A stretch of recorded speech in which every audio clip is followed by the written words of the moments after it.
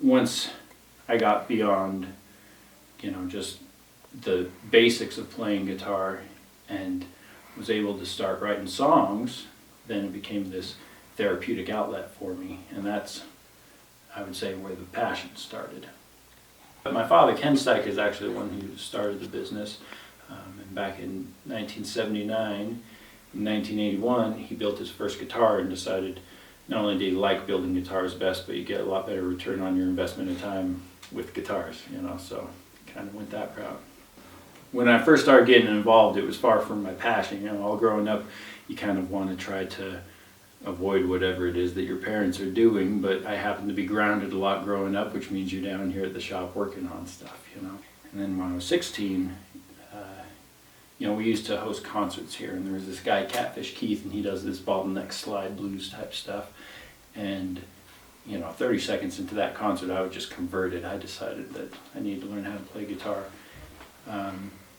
And I mean, back when I was writing a lot of songs, there's words or stories that I had to get out, and songwriting was really good for that. Then, I found once I got married, if I had stuff to work through, I'd just talk with Liz about it, and then everything's cool. So I didn't have any pent-up angst that had to come out in the form of a song. But building guitars, it's kind of meditative work. I mean, there's not many of the processes that are super dynamic or aggressive. You're kind of caressing these things into existence, and you have to just sit and enjoy shaping a neck for a day and a half to get the way you like, and get plenty of time to just have your thoughts, And so, yeah, I would say it's still a therapeutic outlet, and actually nowadays I get more out of building guitars than I do playing them, but it's different. Writing songs is kind of what got me through those angsty teenage years, and that's why I chose to do this with my life. Is I want to provide an opportunity for folks to have a therapeutic outlet, because I got a lot from it. Some people don't, but everyone needs something, and that's why I feel like I can. It's funny because I love building guitars. Building guitars is my favorite aspect of this job, but it takes me 3 months to build a batch of guitars, 4 or 5 guitars, and those are very nice instruments, and they'll go to somebody and they'll enjoy it and might pass it down to their children.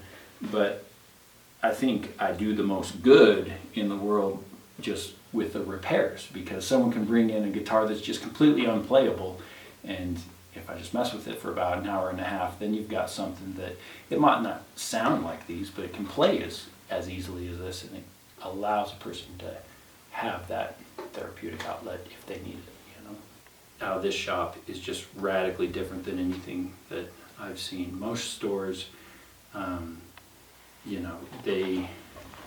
they're kind of a self-serve situation where you go in, you pick up whatever guitar you like the brand of or the look of, play on it for a few minutes. If you like it, you get it. If you don't, you don't. Out of this shop, I like to sit a person down with just 2 polar opposite sounds, like my very warmest one and my very brightest one, and then we go through a bracketing process, to find the best sound one for their ears. So that's something that's different and unique to the shop, and actually, some people don't like that approach at all, but I've been doing this for decades now, and I think I pretty much have it nailed down, the most efficient way to find the most inspiring sound for somebody.